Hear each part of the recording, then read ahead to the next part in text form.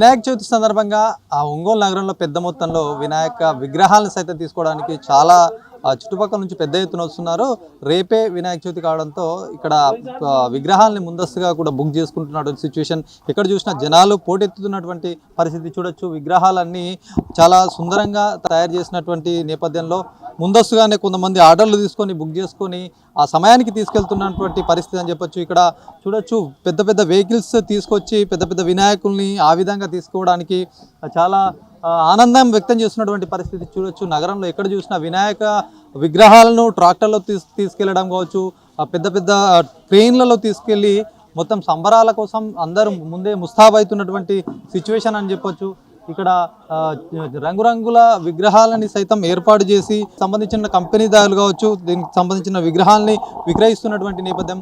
కొనుగోలుదారులు వస్తున్నారు, చాలా మంది మాట్లాడే ప్రయత్నం అయితే ఒకసారి చేద్దాము. మరి ఈ వినాయక చవితిని ఎట్లా సెలబ్రేట్ చేసుకుంటున్నారు? ఎక్కడ చూసినా విగ్రహాలు పెద్ద మొత్తంలో పోటీ పడుతూ కూడా విక్రయిస్తున్నటువంటి సిచ్యువేషన్ ఎట్లా చూస్తారు? ఇదంతా వినాయక చవితి అంటేనే పెద్దలకి చిన్నలకి కుర్రవాళ్ళకి మరీను ఆనందమైన పండగ.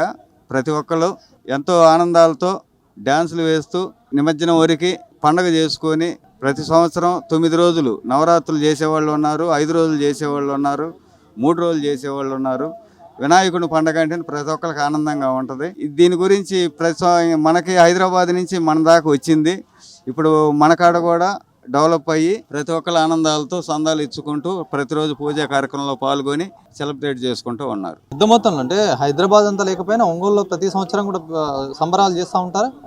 ఒంగోలులో ఒకప్పుడు తక్కువగా ఉండేది, ఇప్పుడు హైదరాబాద్కు కొద్దిగా అంత స్థాయి కాకపోయినా ఒంగోలు స్థాయిని మించే ఇప్పుడు నగరంలో చేస్తామన్నారు.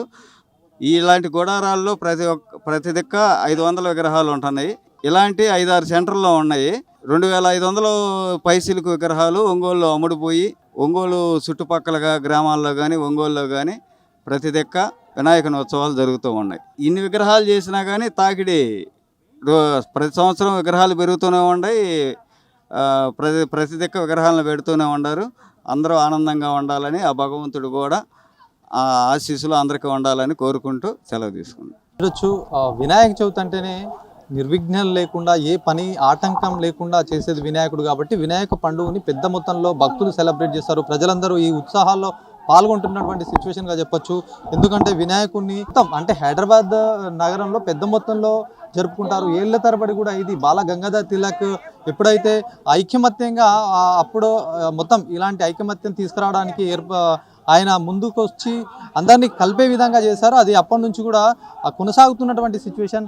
నగరంలో పెద్ద మొత్తంలో ఇట్లాంటి వినాయకుల్ని పెద్ద సందడి వాతావరణంలో ఆ పండగ వాతావరణంలో తీసుకుంటున్నటువంటి పరిస్థితి. ప్రైజ్ విషయంలో చూస్తే ఎట్లా అనిపిస్తుంది? రీజనబుల్ అనిపించింది. మేము పేర్నమెట్ట పోలేరమ్మ దేవస్థానం దగ్గర ప్రతి సంవత్సరం కార్యక్రమం చేస్తాము.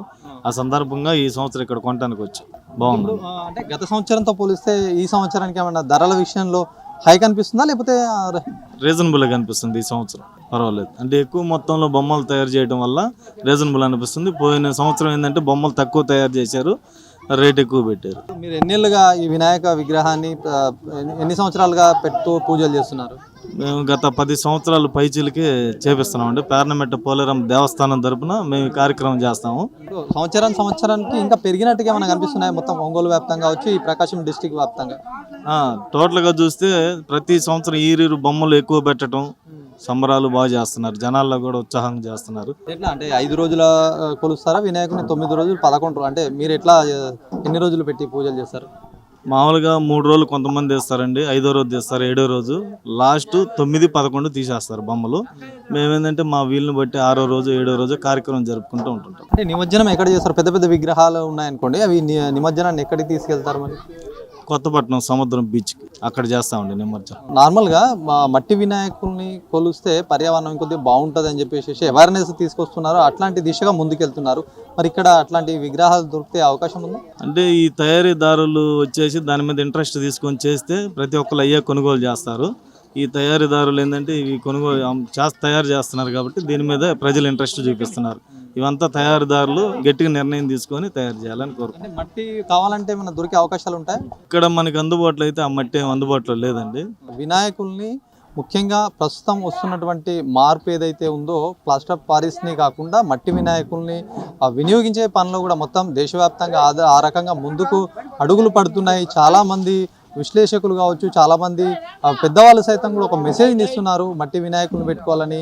ఈ నేపథ్యంలో మరి ఇంకా మరింత ఈ చుట్టుపక్కల మట్టి వినాయకులను తయారు చేసే దిశగా ప్రోత్సహించాలని చెప్పేసి భక్తులు కావచ్చు, ప్రజలైతే కోరుతున్నటువంటి పరిస్థితి. ఏదేమైనప్పటికీ వ్యవధి కూడా తక్కువ ఉన్నటువంటి సిచ్యువేషన్లో పెద్ద మొత్తంలో చుట్టుపక్కల నుంచి భక్తులు కావచ్చు, ప్రజలందరూ వచ్చి ఎవరైతే ప్రతి సంవత్సరం పెట్టుకునే వాళ్ళు కావచ్చు, కొత్తగా విగ్రహాన్ని ప్రతిష్ఠించే వాళ్ళు సైతం పెద్ద మొత్తంలో వచ్చి వినాయక విగ్రహాలు ఎక్కడైతే ఏర్పాటు చేశారో లేకపోతే ఏవైతే కొనుగోలు చేయడానికి ఈ షాప్స్ ఉన్నాయి, ఈ షాప్లలో రద్దీగా నెలకొంది, సందడి నెలకొందని చెప్పొచ్చు. కెమెరా పర్సన్ సందీప్తో శ్రీనివాస్, అభినవ్ భారత్, ఒంగోలు నుంచి.